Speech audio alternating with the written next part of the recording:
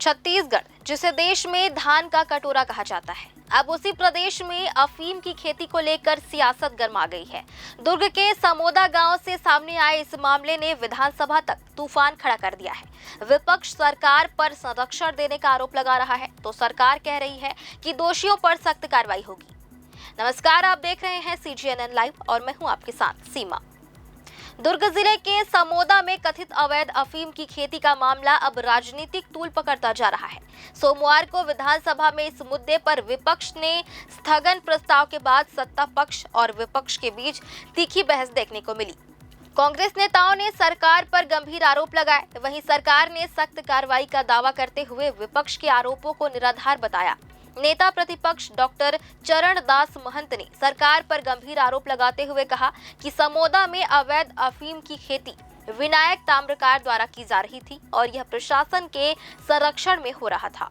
उन्होंने आरोप लगाया कि सरकार जानबूझकर इस खेती को बढ़ावा दे रही है। नेता प्रतिपक्ष महंत ने तंज कसते हुए कहा कि धान की खेती करने वाले किसानों को सरकार ने खून के आंसू रुलाए और अब छत्तीसगढ़ को अफीम और गांजा की खेती की ओर मोड़ा जा रहा है। उन्होंने कहा कि धान के कटोरे को सरकार अफीम का कटोरा बनाना चाहती है।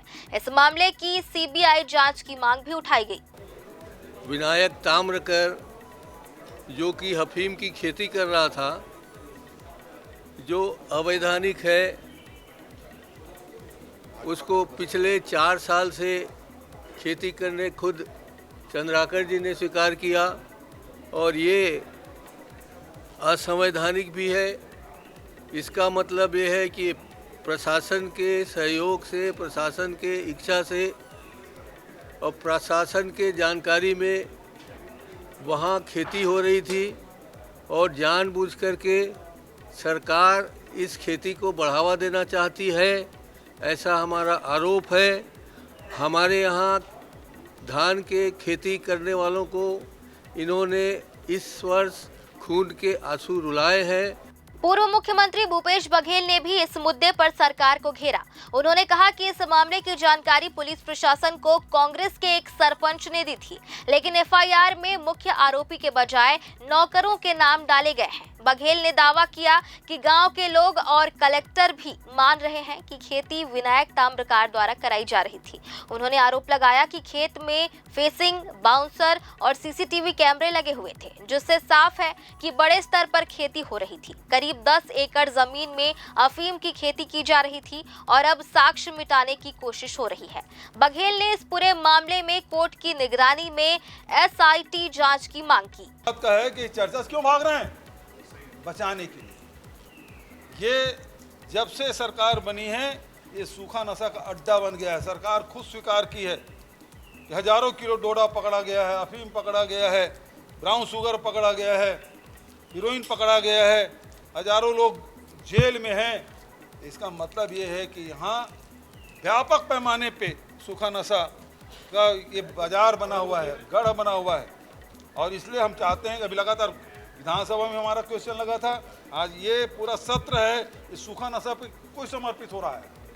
वहीं गृह मंत्री विजय शर्मा ने विपक्ष के आरोपों को खारिज करते हुए कहा कि कांग्रेस अनर्गल आरोप लगा रही है और अलग अलग माध्यमों से सत्य को पराजित करने की कोशिश कर रही है।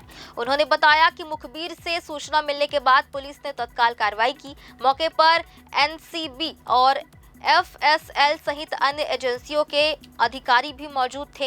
गृह मंत्री ने कहा कि यदि कोई भाजपा कार्यकर्ता भी इस अपराध में शामिल पाया जाता है तो उसे दुगनी सजा मिलनी चाहिए। उन्होंने नशीले पदार्थों के खिलाफ कार्रवाई के आंकड़े भी पेश किए। उनके मुताबिक वर्ष 2022 में 8,900 किलो गांजा नष्ट किया गया, 2023 में आधा किलो और 2024 में 6,470 किलो गांजा नष्ट किया गया। वहीं वाहनों की राजसात कार्रवाई में 2024 में 75 और 2025 में 217 वाहनों को जब्त किया गया। इसके अलावा 2024-25 में 20 मामलों में 16 करोड़ 76 लाख रुपए की संपत्ति भी अटैच की गई है।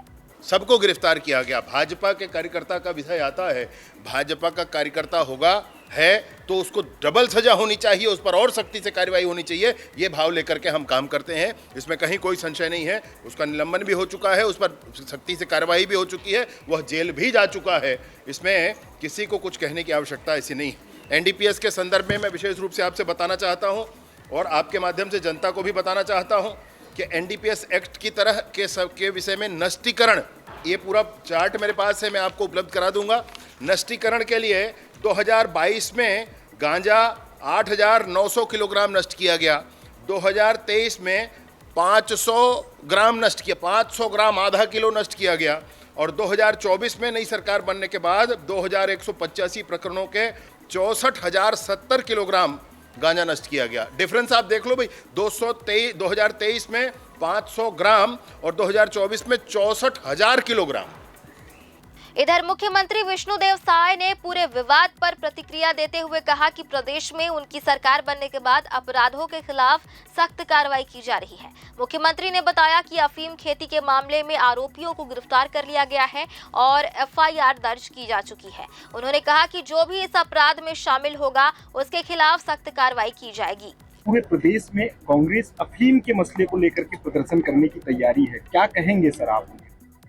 देखिए, हमारी सरकार जब से आई है, चाहे किसी भी तरह का अपराध हो उस पर सख्ती से कार्रवाई हो रही है और इसमें भी दोषीदार है वो गिरफ्तार हुआ है, उस अपराध पंजीबद्ध हुआ है और उसकी जांच होगी और भी लोग उसमें सम्मिलित होंगे तो उनके ऊपर भी सख्ती से कार्रवाई होगी।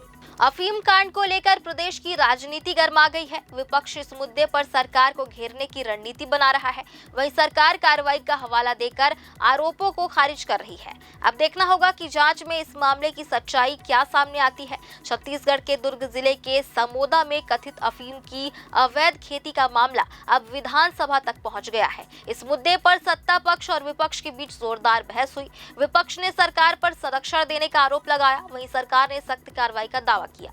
अगर आपको हमारी यह रिपोर्ट पसंद आई हो तो वीडियो को लाइक और शेयर जरूर करें। छत्तीसगढ़ की राजनीति, विधानसभा और बड़ी खबरों से जुड़े रहने के लिए हमारे चैनल को सब्सक्राइब करें और बेल आइकन जरूर दबाएं ताकि हर बड़ी खबर सबसे पहले आप तक पहुंचे। आप इस मुद्दे पर क्या सोचते हैं? अपनी राय कमेंट में जरूर लिखें।